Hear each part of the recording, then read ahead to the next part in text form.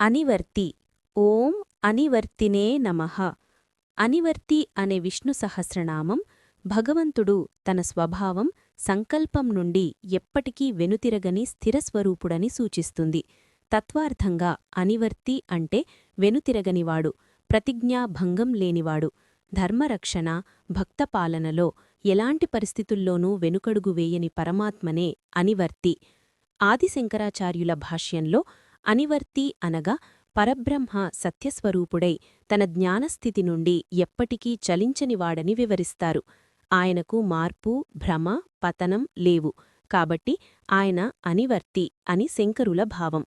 పరాశర భట్టారుల వ్యాఖ్యానంలో భగవంతుడు శరణాగత భక్తులను కాపాడాలనే సంకల్పం నుండి ఎప్పటికీ వెనుతిరగడు అని చెప్పారు. ఒకసారి ఆశ్రయించిన భక్తులను విడిచిపెట్టని దృఢనిశ్చయమే ఆయన అనివర్తిత్వమని భావించారు. నివృత్తాత్మ. ఓం నివృత్తాత్మనే నమః.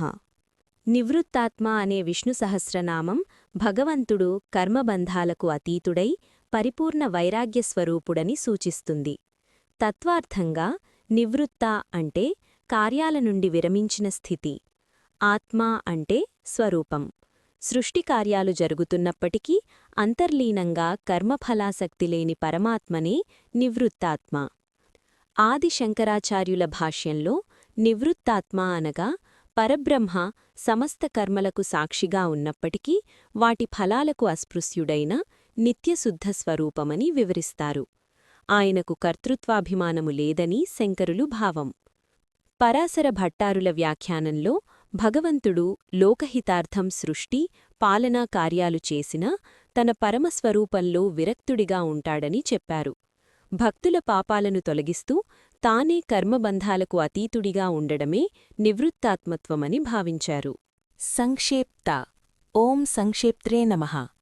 సంక్షేప్త అనే విష్ణు సహస్రనామం భగవంతుడు సమస్త జగత్తునూ తనలో సంక్షిప్తం చేసి లయింపచేసే పరమశక్తిని సూచిస్తుంది. తత్వార్థంగా సంక్షేప్త అంటే సంగ్రహించేవాడు, లయకర్త. సృష్టి అనంతమైనదిగా కనిపించినా ప్రళయకాలంలో దానిని తనలో లయింపచేసే పరమాత్మనే సంక్షేప్త. ఆదిశంకరాచార్యుల భాష్యంలో సంక్షేప్త అనగా పరబ్రహ్మ మాయాశక్తి ద్వారా ప్రదర్శించిన జగత్తును తిరిగి అవ్యక్త స్థితిలో సంక్షిప్తం చేసే కారణరూపుడని వివరిస్తారు. సృష్టి లయలలో ఆయన అఖండ స్వరూపం మారదని శంకరుల భావం. పరాశర భట్టారుల వ్యాఖ్యానంలో భగవంతుడు కాలాంతరంలో లోకాలను తనలో లయింపచేసి భక్తులను సంసార బంధాల నుండి విముక్తి చేసే దయామయుడని చెప్పారు. అందువల్ల ఆయనే సంక్షేప్త అని భావించారు. క్షేమకృత్. ఓం క్షేమకృతే నమః. క్షేమకృత్ అనే విష్ణు సహస్రనామం భగవంతుడు భక్తుల క్షేమాన్ని సాధించే కార్యకర్తగా ఉన్నాడని సూచిస్తుంది.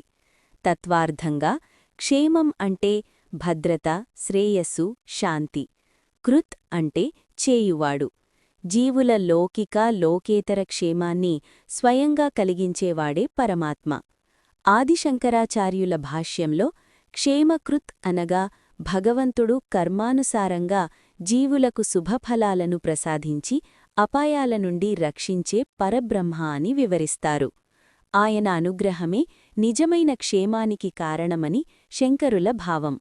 పరాశర భట్టారుల వ్యాఖ్యానంలో భగవంతుడు శరణాగత భక్తుల అవసరాలను తానే ముందుగా గుర్తించి వారి సర్వక్షేమాన్ని సమకూర్చే దయామయుడని చెప్పారు.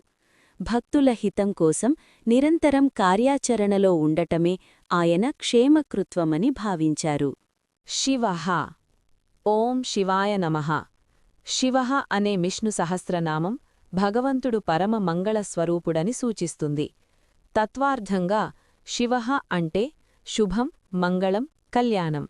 సమస్త దుఃఖాలు, పాపాలు, అశుభాలను నశింపజేసి జీవులకు పరమ శ్రేయస్సును ప్రసాదించేవాడే పరమాత్మ.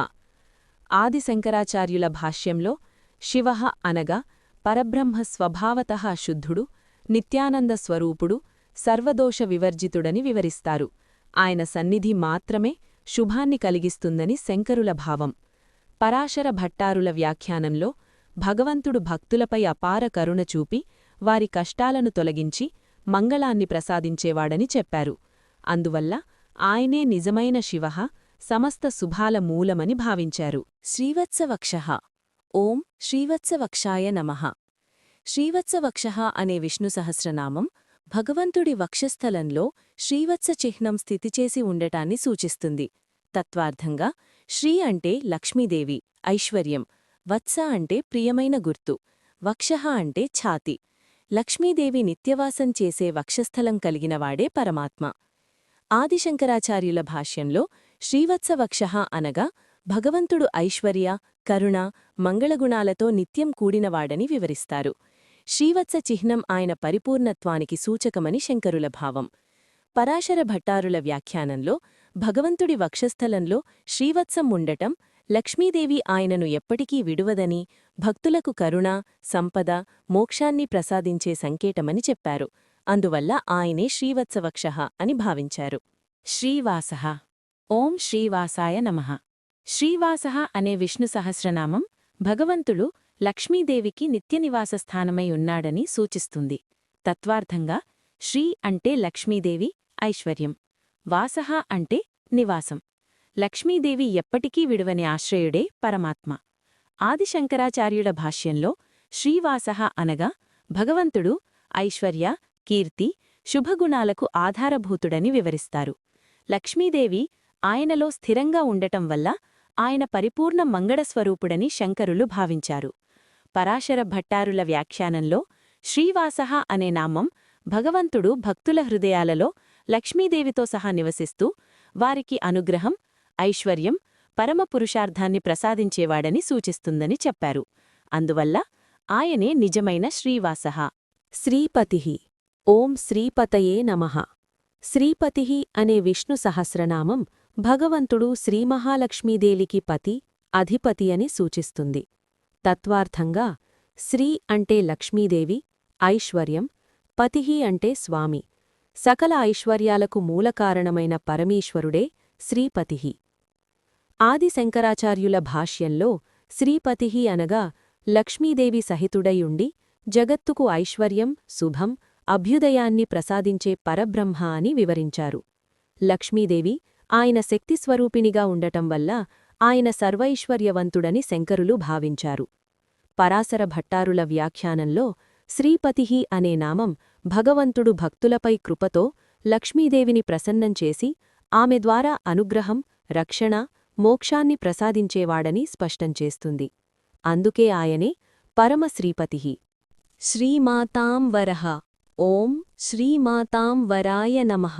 శ్రీమాతాం వరః అనే విష్ణు సహస్రనామం భగవంతుడు సమస్త మాతృదేవతలలో శ్రేష్ఠురాలైన శ్రీమహాలక్ష్మీదేవికి అత్యంత ప్రియుడు, వరుడైనవాడు అని సూచిస్తుంది. తత్వార్థంగా శ్రీమాత అంటే జగన్మాతగా పూజింపబడే లక్ష్మీదేవి, వరః అంటే శ్రేష్ఠుడు, వరుడు. ఆమెకు వరుడైన పరమాత్మే శ్రీమాతాం వరః. ఆదిశంకరాచార్యుల భాష్యంలో ఈ నామం భగవంతుడు లక్ష్మీదేవితో అవిభాజ్యంగా ఉండి ఆమె అనుగ్రహశక్తితో జగత్తుకు ఐశ్వర్యం, శుభం ప్రసాదించేవాడని తెలియజేస్తుంది. లక్ష్మీ సమాశ్రయమే ఆయన వైభవానికి కారణమని శంకరులు భావించారు. పరాశర భట్టారుల వ్యాఖ్యానంలో భగవంతుడు శ్రీమహాలక్ష్మీదేవికి వరుడిగా ఉండి ఆమె కరుణ ద్వారా భక్తులకు అభయము, సంపద, పరమపురుషార్థమైన మోక్షాన్ని ప్రసాదించేవాడని విశదీకరించారు.